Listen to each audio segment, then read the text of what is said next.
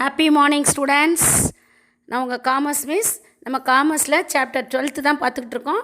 Functions of commercial banks அதான் பார்த்துக்கிட்டு இருக்கோம். அதாவது கமர்ஷியல் பேங்க்ஸினுடைய ஃபங்க்ஷன்ஸ், பணிகள் என்னென்ன அப்படிங்கிறதான் பார்த்துக்கிட்டு இருக்கோம். ஓகேயா? அதில் வந்து ஃபங்க்ஷன்ஸ் ஆஃப் கமர்ஷியல் பேங்க்ஸில் கமர்ஷியல் பேங்க்ஸோட ஃபங்க்ஷன்ஸ் 2 டைப்ஸ் அப்படின்னு பார்த்தோம்.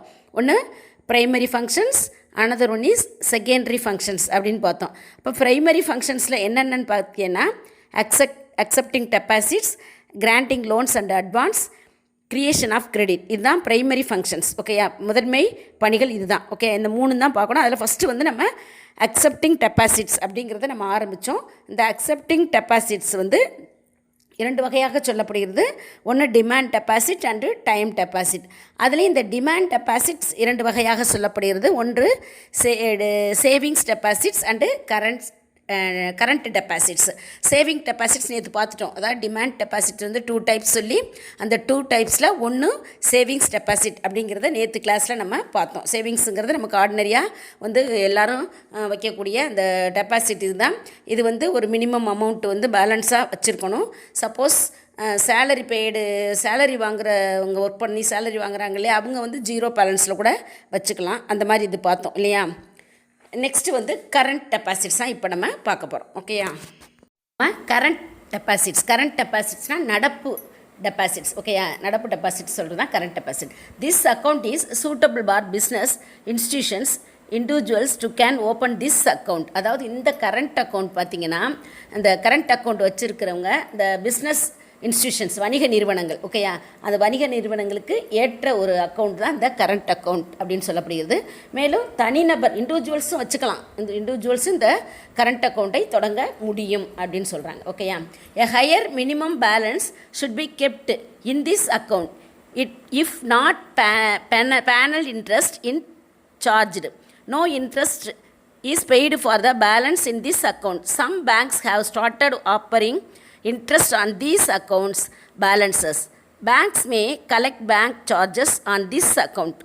Overdraft facility is available to current account customers அப்படின்னு சொல்லப்படும். இந்த கரண்ட் அக்கௌண்ட்டில் பார்த்திங்கன்னா குறிப்பிட்ட ஒரு அமௌண்ட்டை வந்து நம்ம என்ன செய்யணும், குறைந்தபட்ச ஒரு அமௌண்ட்டாங்க நம்ம எப்போவுமே வந்து பேங்க்கில் ரிசர்வ் பண்ணி வைக்கணும், இருப்பாக கட்டாயம் வைத்திருக்க வேண்டும். இந்த கரண்ட் அக்கௌண்ட் வச்சுருக்கவங்க எல்லாருமே ஒரு குறிப்பிட்ட அமௌண்ட்டை வந்து எப்போவுமே நம்ம அந்த பேங்க் அக்கௌண்ட்டில் இருக்கணும் அப்படிங்கிறாங்க. ஓகேயா?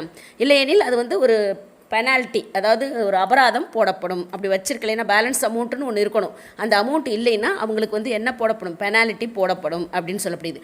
மேலும் இந்த கரண்ட் அக்கௌண்ட் வைத்திருக்கக்கூடிய அந்த பணம் இருக்கு இல்லையா, ரிசர்வ் அமௌண்ட்டு அந்த அக்கௌண்ட்டில் இருக்கணும் கொஞ்சமாவது இல்லையா. அந்த அமௌண்ட்டை வந்து அந்த அமௌண்ட்டுக்கு வந்து வட்டி வழங்கப்படுவது கிடையாது. நல்லா தெரியுங்க. கரண்ட் அக்கௌண்ட்டில் நீங்கள் இந்த ரிசர்வாக வச்சுருக்க அந்த அமௌண்ட்டுக்கு வந்து வட்டி வழங்கப்படுவது கிடையாது. ஆனால் சில பேங்க்ஸ் வந்து இந்த கரண்ட் அக்கௌண்ட்டில் நம்ம வச்சுருக்கிற ரிசர்வ் அமௌண்ட் இருக்குல்லையே, அந்த அமௌண்ட்டுக்கு வந்து என்ன செய்கிறேன்னா இன்ட்ரெஸ்ட் கொடுக்குறாங்க அப்படின்னு சொல்லப்படுகிறது. ஓகே, இந்த பேங்க்ஸ் வந்து இந்த கணக்கிற்கு எந்த விதமான பேங்க் சார்ஜ் வேணுமாலும், அதாவது ஏதோ ஒரு மினிமம் அளவில் ஒரு சார்ஜ் வந்து கட்டணம் வசூலிக்கலாம் அப்படின்னு சொல்லப்படுகிறது. பேங்க்ஸ் வந்து கரண்ட் அக்கௌண்ட்டுக்கு கட்டாயம் மினிமம் சார்ஜ் அமௌண்ட் வசூலிக்கலாம் அப்படின்னு சொல்லப்படுகிறது.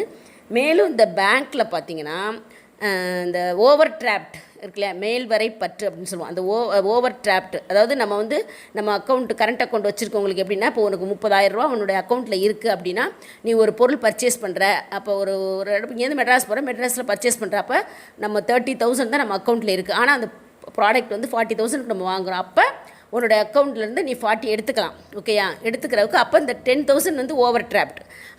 அந்த அமௌண்ட் வந்து அந்த டைம் கொடுக்கும் பேங்க், ஒரு இன்ட்ரெஸ்ட்டோட ஒரு டைம் கொடுக்கும். அந்த டயத்துக்குள்ளே நம்ம என்ன செஞ்சிடணும், அந்த அமௌண்ட்டை நம்ம பேங்க்கில் செட்டில் பண்ணிடணும். ஓகேயா? இன்ட்ரெஸ்ட்டோட கொடுத்துடணும். அதான் அந்த மாதிரி ஓவர் டிராப்ட் கொடுக்கக்கூடிய வசதின்னு இந்த கரண்ட் அக்கௌண்ட் வச்சுருக்கிற கஸ்டமர்ஸ் இருக்காங்க இல்லையா, அவங்களுக்கு இந்த பேங்க்ஸ் வழங்கும். கரண்ட் அக்கௌண்ட் வச்சுருக்கிற கஸ்டமர்ஸ்க்கு இந்த ஃபெசிலிட்டியை பேங்க்ஸ் வழங்குகிறது அப்படின்னு சொல்லப்படுகிறது. ஓகேயா? There is no limitations on deposit of checks or withdrawal from this account.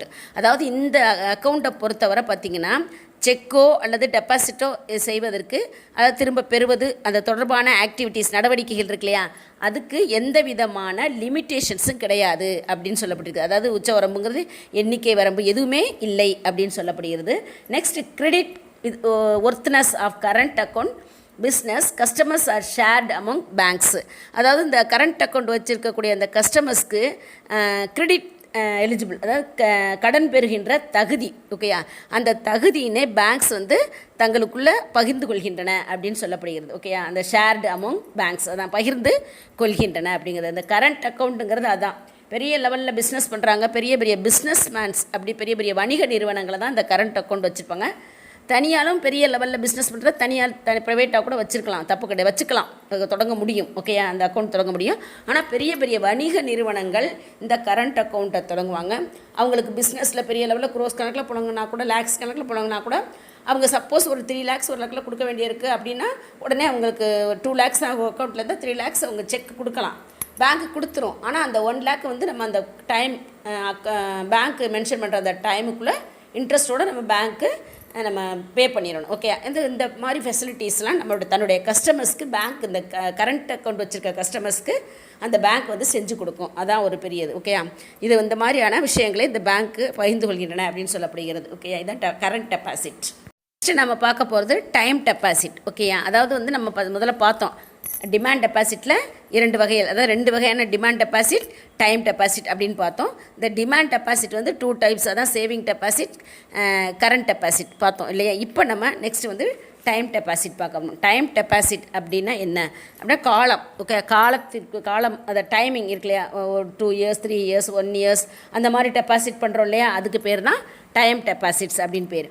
They include fixed deposits or recurring deposits which are repayable after a period. அதாவது ஒரு குறிப்பிட்ட காலம், 1 year 2 years 3 years ஒரு குறிப்பிட்ட காலத்திற்கு பின் திருப்ப செலுத்துகின்ற வகையில் உள்ள அந்த நிலையான வைப்புகள், அதான் ஃபிக்ஸட் டெபாசிட்ஸ் அப்படின்னு சொல்லுவாங்க. ஓகேயா, அந்த நிலையான வைப்புகளை, அந்த டெபாசிட்ஸை வந்து அப்படியே வைக்கலாம், அல்லது என்னென்னு வைக்கலாம், ரெக்கரிங் டெபாசிட்ஸ் அப்படின்னா கண்டினியூஸ் தொடர் வைப்பது, மாதம் 500 1000 போடுறது, அதான் ரெக்கரிங் டெபாசிட். ஓகேயா, மாதம் சம்பளம் வாங்கினோன்னா 1000 ரூபாயா போட்டு வச்சோம்னா அது வந்து ரெக்கரிங் டெபாசிட். ஒரு லம்பாக ஒரு அமௌண்ட் ஆஃப் 5 lakhs 3 lakhs கொண்டு போய் பேங்க்கில் டெபாசிட் வச்சோம்னா அதுக்கு பேர் தான் என்னது, டைம் டெபாசிட்ஸ் அப்படின்னு சொல்லப்படுகிறது. ஓகேயா, இதான் 2 வகைப்படும். அதாவது டைம் டெபாசிட் 2 வகைப்படுகிறது. ஒன்று வந்து fixed deposit, another one is recurring deposit. ஆர்டின்னு சொல்லுவாங்க, போஸ்ட் ஆஃபீஸில் ஆர்டின்னு ஒன்று கட்டுறாங்க இல்லையா, ரெக்கரிங் டெபாசிட் அதுதான். ஓகே, ஃபிக்ஸட் டெபாசிட் இந்த பிள்ளைய பேர்லாம் பொண்ணுங்கள்லாம் பொம்பளை பிள்ளை பிறந்தால் ஒரு 5 லட்சம் 10 லட்சம் அப்படி போட்டு வைக்கிறாங்க இல்லையா, அதுதான் ஃபிக்ஸட் டெபாசிட்ஸ். ஓகேயா,